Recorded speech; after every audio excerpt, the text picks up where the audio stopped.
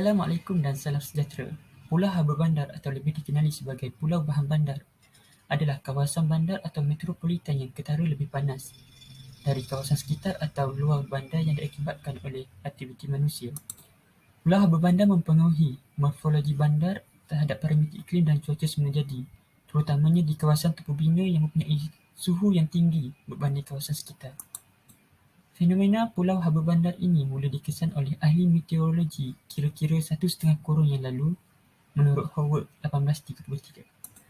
Pembentukan Pulau Haba Bandar ini juga dikaitkan dengan sifat geometri bandar yang tidak seragam akan merangkak haba, menghalang penyebaran serta pembebasan bahan pencemar untuk keluar daripada atmosfera bandar dan akan membentuk sebuah kubah debu yang merangkap bahan pencemar tersebut. Antara contoh bahan pencemar adalah asap dari kenderaan, kilang serta pembakaran secara terbuka. Maka mari kita kenali beberapa faktor dan serta langkah yang boleh mengurangkan Pulau Haba Bandar ini daripada terjadi dan berleluasa. Assalamualaikum warahmatullahi wabarakatuh. Nama saya Nur Syafiqah binti Mukhtar dan nombor metrik saya adalah 147855. Saya akan membentangkan berkaitan dengan faktor berlakunya Pulau Haba Bandar. Antara faktor yang berlakunya Pulau Haba Bandar ini adalah disebabkan oleh sifat permukaan bandar itu sendiri, di mana di permukaan bandar ini kebanyakannya terdiri daripada konkrit, batu bata, gelas, asfalt dan sebagainya yang bersifat pengalir haba dan mempunyai keupayaan untuk mengalirkan haba kira-kira 3 kali ganda melebihi permukaan tanah yang berpasir.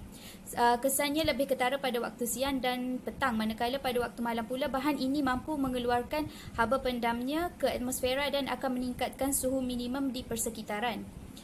Selain itu, kadar sejak peluhan di kawasan bandar juga adalah sangat rendah kerana kawasan bandar ini tidak mempunyai tumbuh-tumbuhan hijau ataupun kekurangan tumbuh-tumbuhan hijau serta kawasan hijau akibat daripada penebangan pokok untuk aktiviti pembinaan. Seterusnya, saya Nurul Nabiha binti Abdul Razak akan membentangkan faktor yang kedua iaitu pembebasan gas rumah hijau. Pulau Haba Bandar menyebabkan berlakunya pembebasan gas rumah hijau. Menurut Ushaimi 2021, aktiviti perindustrian, perdagangan, pelancongan dan pengangkutan telah dikaitkan dengan antropogenik di mana sumber pencemar yang dihasilkan daripada aktiviti manusia. Hal ini kerana kesan daripada rumah hijau berlaku apabila gas-gas rumah hijau dilepaskan ke ruang udara yang akan memerangkap haba, menyebabkan akan melambatkan proses untuk membebaskan haba di sesebuah kawasan.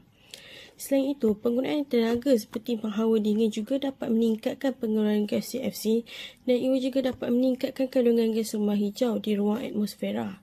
Hal ini kerana menurut Ibrahim 2005, gas-gas rumah hijau yang dilepaskan seperti sulfur dioksida, karbon dioksida dan monoksida yang dilepaskan ke udara tidak dapat diserap oleh tumbuhan yang menyebabkan gas tersebut akan kekal sebagai lapisan haba di dalam persekitaran atmosfera. Hal ini menunjukkan bahawa pembebasan gas-gas rumah hijau menyebabkan berlakunya Pulau Haba disebabkan gas-gas yang dilepaskan di atmosfera. Assalamualaikum, nama saya Nur Kristina Amali binti Zahari, nombor kad matrik saya 146703. Okey, saya akan meneruskan pembentangan ini dengan faktor yang ketiga iaitu kepadatan dan susun atur bangunan yang tidak sistematik di bandar. Okey, menurut Syafani Aiman 2019, morfologi bandar yang dipenuhi dengan bangunan yang tidak seragam dan susun atur bangunan yang terlalu rapat telah menghalang pengaliran udara panas keluar dari kawasan bandar.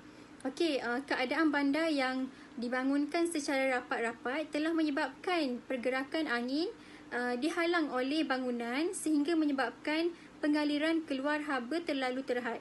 Hal ini telah menyebabkan haba terperangkap di sekitar kawasan bandar dan ia telah membawa kepada pusaran udara panas di pusat bandar.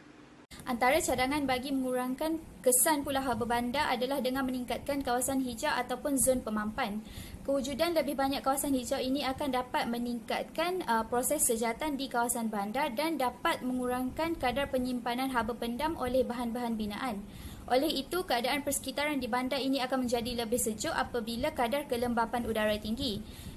Kebelakangan ini, usaha mengurangkan suhu bandar boleh dilaksanakan dengan menanam pokok di atas bumbung bangunan yang rata atau lebih dikenali sebagai konsep bumbung hijau. Selain itu, perlu dikurangkan juga penggunaan bahan berbentuk cermin ataupun bahan yang mampu memantulkan bahangan pada kadar yang tinggi. Ini disebabkan oleh peningkatan pantulan bahangan boleh meningkatkan pembebasan haba ke ruang persekitaran bandar. Dengan itu, ia mampu meningkatkan kadar suhu di bandar sehingga menyebabkan berlakunya pulau haba bandar. Cadangan yang kedua ialah menggunakan pengangkutan awam. Penggunaan pengangkutan awam dapat mengurangkan lagi pembebasan asap dan mengurangkan pencemaran udara di bandar. Hal ini kerana peningkatan jumlah penggunaan kenderaan menyumbang kepada Pulau Haba Bandar disebabkan pelepasan asap kenderaan bermotor di bandar. Hal ini kerana menurut ISA 2013, masyarakat digalakkan untuk menggunakan pengangkutan awam supaya dapat mengurangkan lagi penggunaan bahan api yang berasaskan petrol dan dapat menghalang pembebasan asap berbahaya ke ruang udara di atmosfera. Hal ini kerana penggunaan pengangkutan awam juga dapat mengurangkan lagi kesesakan jalan raya di bandar dan dapat mengurangkan lagi pembebasan gas rumah hijau yang menyebabkan berlakunya Pulau Haba Bandar.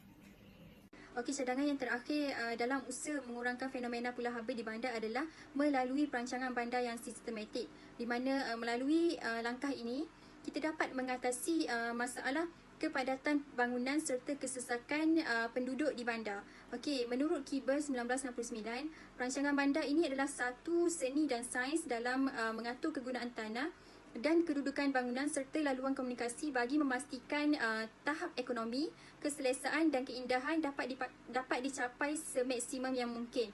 Okey, oleh itu pihak yang berkuasa haruslah memandang serius dan peka dalam membangunkan sesebuah bandar agar ekosistem alam sekitar itu tidak terganggu.